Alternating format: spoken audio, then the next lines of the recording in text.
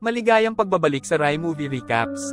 Narito na naman po tayo para sa isa na namang magandang pelikula na pinamagatang Wrecker na napalabas noong 2022. Ito ay patungkol sa isang mukhang mahinang construction worker na nakidnapan ng asawa ng mga drug cartel at ginawa niya ang napaka-brutal na paraan para mabawi ang mahal niya. Kaya't ano pa ang ating hinihintay?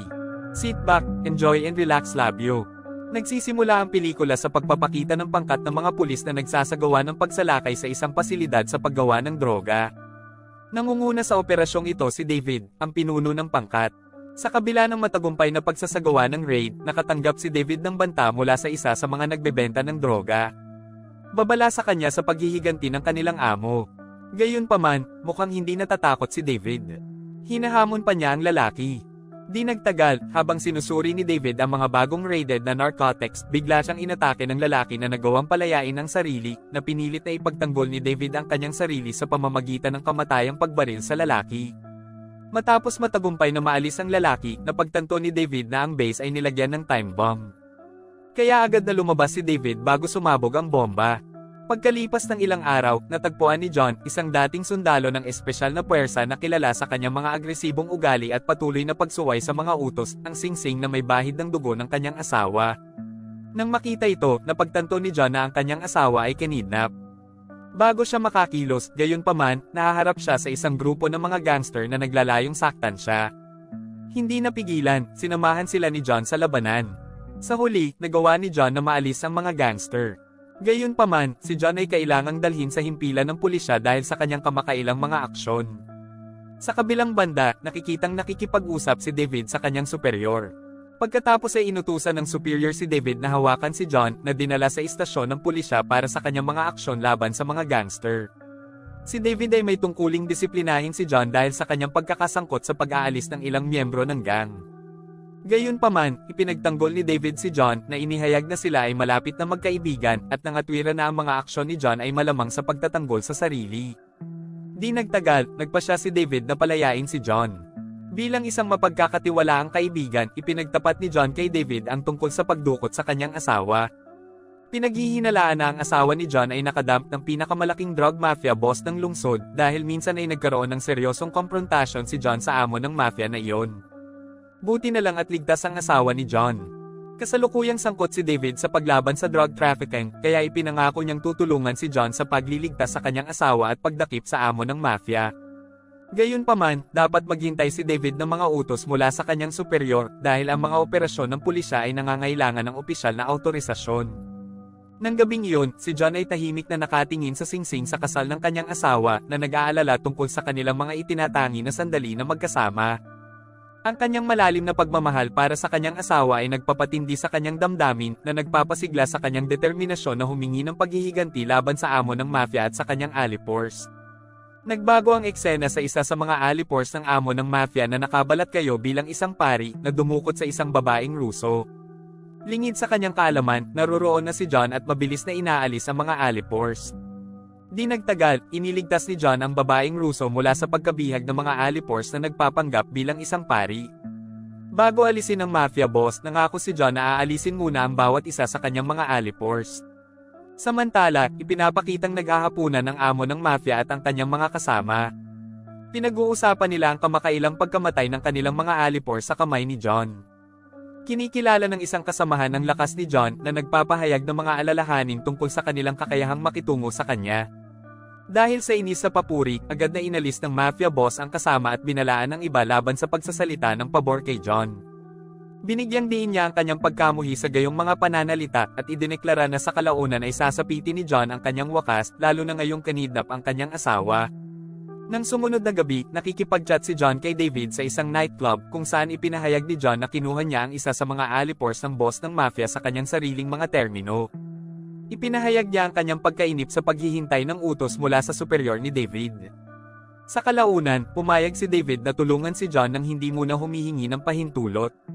Habang lumalayo si David sa banyo, nilapitan si John ng ilang mga puta na talagang mga alipors ng amo ng mafia. Nagkukunwaring inaakit nila si John, ngunit hindi siya nababahala. Pagbalik ni David, mabilis niyang inihatid si John palabas ng nightclub. Kinabukasan, nakitang ibinaba ni David ang kanyang kasintahan na humihimok sa kanya na pansamantalang umalis sa bayan habang pinaplano nila ni John na pabagsakin ang pinakamakapangyarihang mafia boss ng lungsod. Ayaw ni David na madamay ang kanyang kasintahan at iginiit na lumayo siya sa sitwasyon. Nang marinig ito, nakiusap siya kay David na huwag makisali sa amo ng mafia. Habang nagmamaneho sila ay may biglang hamarang sa kanilang dinadaanan. Pagbubunyag ng amo ng mafia at ng kanyang mga alipors.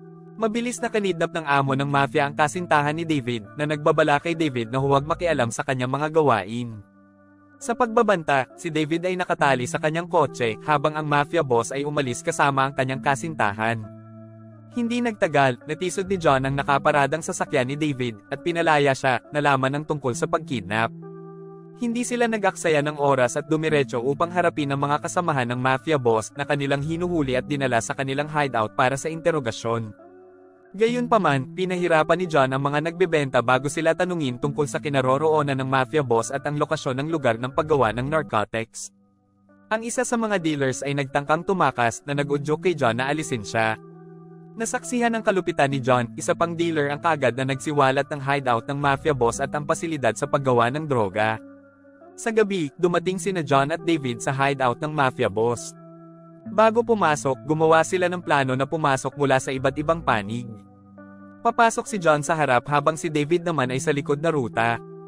Di nagtagal pagkatapos, matagumpay na naipadala ni John ang mga gwardya at lumipat sa susunod na lugar kung saan nakatagpo niyang muli ang mga henchmen ng motorcycle gang ng mafia boss. Samantala, sinusubaybayan ng amo ng mafia ang mga kilos ni John sa pamamagitan ng mga CCTV camera na pinagmamasdan ang kanyang kalupitan. Pagkatapos ay nagpadala siya ng isang babaeng alipors upang hulihin si John sa pamamagitan ng panlilinlang sa kanya. Ang babaeng nagngangalang Sandra, nilapitan niya si John, nagpapanggap na nahihirapan at humihingi ng tulong sa kanya. Nang lumapit si John, inatake siya ni Sandra at nawala ng malay. Di nagtagal, natagpuan ni John ang kanyang sarili na nakadina sa isang silid kasama si David at ang kasintahan ni David, na inagaw din ng amo ng mafia. Isang malaking lalaki ang pumasok sa silid upang pahirapan si John, ngunit lumaban si John na humantong sa kanya upang itali ito ng mas mahigpit upang hindi siya makagalaw. Pagkaalis ng mga gwardya, tinanong ni David kung bakit wala ang asawa ni John. Hindi alam ni John, ngunit sigurado siyang nakakulong siya sa ibang lugar. Naging mausisa si David tungkol sa salungatan ni John sa isang makapangyarihang amo ng mafia. Ipinaliwanag ni John na noong panahon niya sa Special Forces, inutusan siyang ilabas ang amo, ngunit sa halip ay napatay niya ang asawa ng amo. Dahil dito, kanidnap ng amo ng mafia ang asawa ni John at naghiganti. Mamaya, dinala si John sa underground fighting arena ng mafia boss. Bilang karagdagan sa droga, ang amo ay nagpapatakbo ng mga ilegal na pakikipaglaban para sa libangan. Ngayon, ang boss ay nagnanais na ipares si John laban sa kanyang nangungunang manlalaban sa isang labanan hanggang sa kamatayan. Sa kabila ng mga posibilidad, si John ay nananatiling walang takot at nagsimula ang laban. Sa panahon ng matinding labanan, si John sa simula ay nakipaglaban, ngunit sa sandaling makita niya ang isang pangitain ng kanyang asawa, sa panibagong determinasyon, nagtagumpay si John na talunin ang pinakamahusay na manlalaban ng mafia boss. Gayunpaman, siya ay na-corner ng mga henchmen ng boss hanggang sa dumating si David at namagitan na iniligtas si John mula sa pinsala. Nagsaanib puwersa sina David at John para harapin ang natitirang mga alipors ng amo ng mafia. Habang si David ay nakikibahagi sa labanan, pinasok ni John ang pribadong silid ng boss. Doon, sinisisi ng amo si John sa pagkamatay ng kanyang asawa at nangakong pahihirapan siya sa pamamagitan ng pagbibigay sa kanya ng mabisang bagong gamot na nag-uudyok sa pagkabaliw. Naapektuhan din ng gamot na ito ang asawa ni John na nagtutulak sa kanya sa pagkabaliw. Galit na galit, inatake ni John ang boss, ngunit mukhang mas malakas ang boss dahil umiinom siya ng mga espesyal na table task. Samantala, patuloy na nakikipaglaban si David sa mga alipors. Sa kabutihang palad, ang kanyang mga kasanayan sa sharpshooting ay nagbibigay daan sa kanya upang ipadala ang mga ito ng paisa-isa. Gayunpaman, hindi sinasadyang napadpad siya sa isang silid na puno ng mga taong nabaliw sa bagong gamot.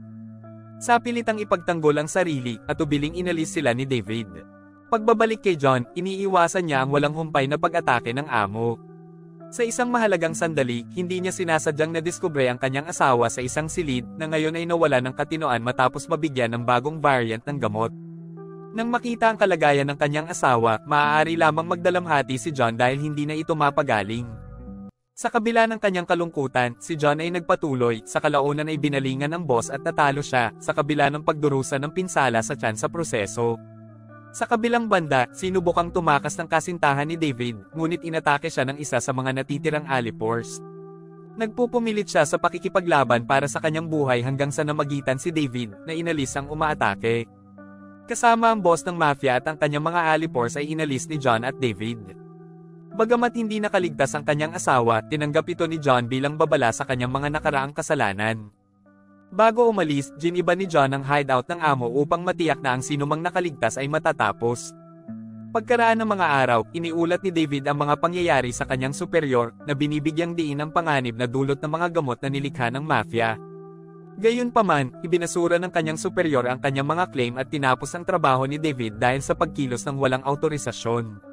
Sa mga sumunod na araw, pinili ni David na magtrabaho kasama si John at ipinangako nilang puksain ang pagtutulak ng droga sa ibang mga lungsod sa kanilang sariling paraan. At dito na nga nagtatapos ang pelikula natin para sa araw na ito. Maraming salamat sa panunood.